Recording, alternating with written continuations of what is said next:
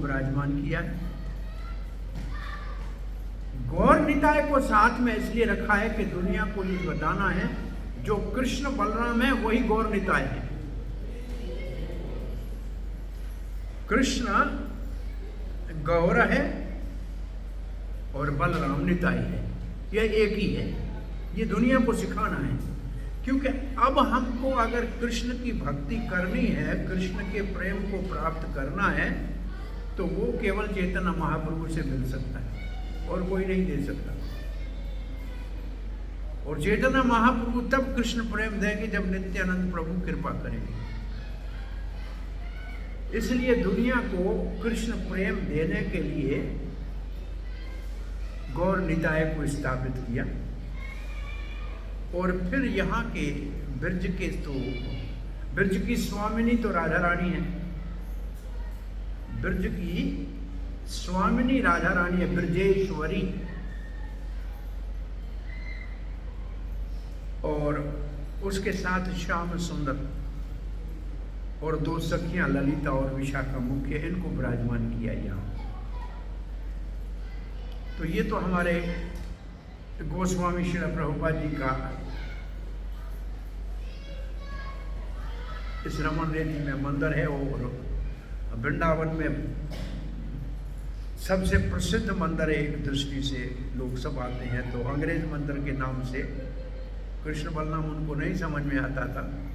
यहाँ बहुत सारे प्रभुपाद के शिष्य उस जमाने में विदेशी रहते थे, इसका नाम अंग्रेज मंदिर कहते हैं लोग यहाँ भाषा में।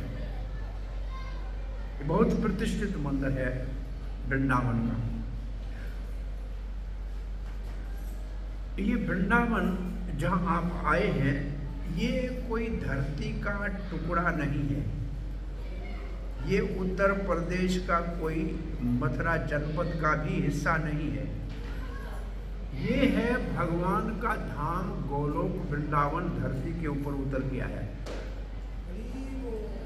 ये भगवान का अपना धाम धरती के ऊपर आया है।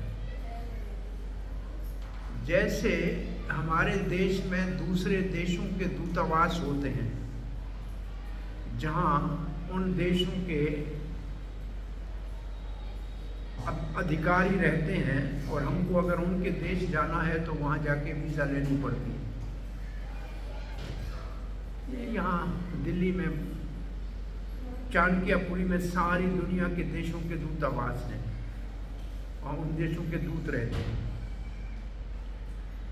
तो ऐसे ये ब्रजमंडल गोलोक का दूतावास है। जिसको गोलोक जाना है उसको यहाँ आना पड़ेगा। और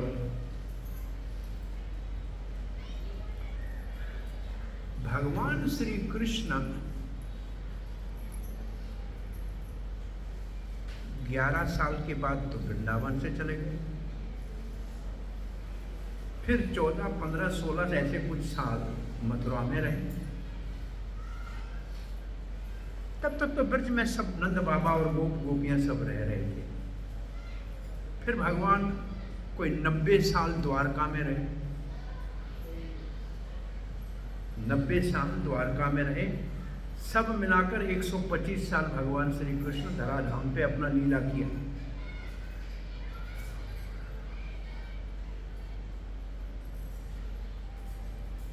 और भगवान श्री कृष्ण फिर वापस यहाँ वृंदावन में आए, ब्रज में आए।